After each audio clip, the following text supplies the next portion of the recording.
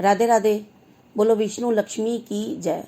आज कार्तिक महात्म का हम 26वां अध्याय सुनेंगे। सूत जी कहते हैं कि भागीरथ के वश में सोरदास नाम का एक राजा हुआ, जिसका पुत्र मित्रसह था। मित्रसह गुरु वशिष्ठ जी के श्राप से राक्षस हो गया, परंतु गंगा जल के प्रभाव से वह भी भगवान के परम पद को प्राप्त हुआ। ऋषि पूछने लगे कि हे सूत जी, गुरु वशिष्ठ ने किस कारण से श्राप दिया, सो आप कृपा करके यह कथा विस्तार पूर्वक कहिए। तब सूत जी कहने लगे कि हे ऋषियों, एक समय अति धर्मज्ञ राजा सोरदास कुछ साथियों सहित शिकार खेलने के लिए वन में गया। वहां पर अनेक मृगों का शिकार किया। फिर भूख तथा प्यास से दुखित हो राजा नदी के तट पर आया। यहाँ पर उसका पुत्र मित्र से नित्य नियम करता था। राजा ने रात्रि वहीं पर ही बिताई। प्रातःकाल होते ही वहां से उठकर फिर शिकार की तलाश में चल पड़ा।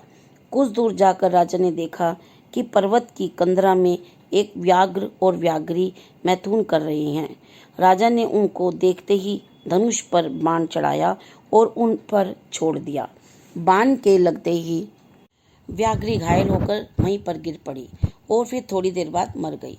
तब व्याघ्र राक्षस रूप धारण कर बड़े क्रोध से आकर कहने लगा कि राजन, तुमने मेरे साथ बड़ा अन्याय किया है, इसका बदला मैं तुमसे अवश्य लूंगा।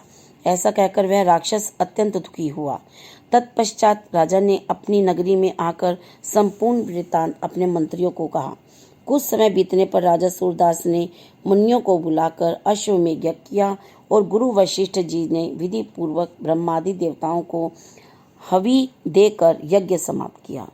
फिर स्नान करने के लिए नदी के तट पर चले गए। इतने में वही राक्षस, जिसकी राक्षसी व्याघ्री मतलब जो राजा ने वन में मार दिया था, क्रोधित होकर अपना बदला लेने के लिए वहां पर आया और गुरु वशिष्ठ जी को वहां पर न देख उन्हीं का रूप धारण कर राजा से कहने लगा कि राजन, हम मांस खाएंगे, अतः हमारे लिए मांस बनवा, हम स्नान करके अभी आते हैं। इतना कह वह वहां से चला गया। फिर उसी राक्षस ने रसोइये का रूप धार कर रखकर राजा को मनुष्य का मांस पकाकर दिया। तब वास्तविक रूप गुरु वशिष्ठ जी स्नान करके वापस आए तो राजा ने सोने के थाल में सजा हुआ मांस मिश्रित भोजन उसके आगे परोस दिया।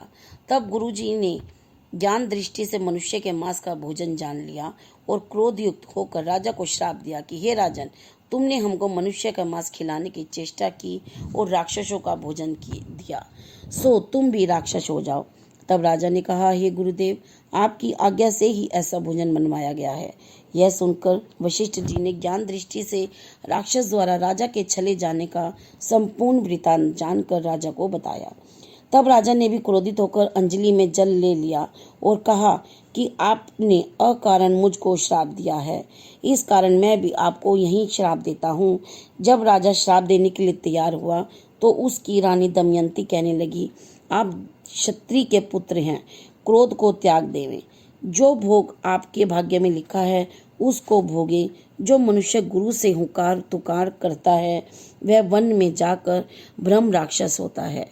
स्त्री के वचनों को सुनकर राजा क्रोध त्याग कर विचारने लगा कि अब क्या करना चाहिए। फिर राजा ने उस जल को ज्यों ही अपने पैरों पर डाला त्यों ही उसके पैर काले पड़ गए। इसी कारण वह राजा कलमाशपाद के नाम से विख्यात हुआ। तत्पश्चात राजा गुरुजी के चरणों में पड़ गया और क्षमा मांगने लगा। तब वशिष्ठ ने कहा, क्योंकि यह पाप तुमसे अनजाने में हुआ है, अतः इसके श्राप का प्रभाव केवल 12 वर्ष तक रहेगा।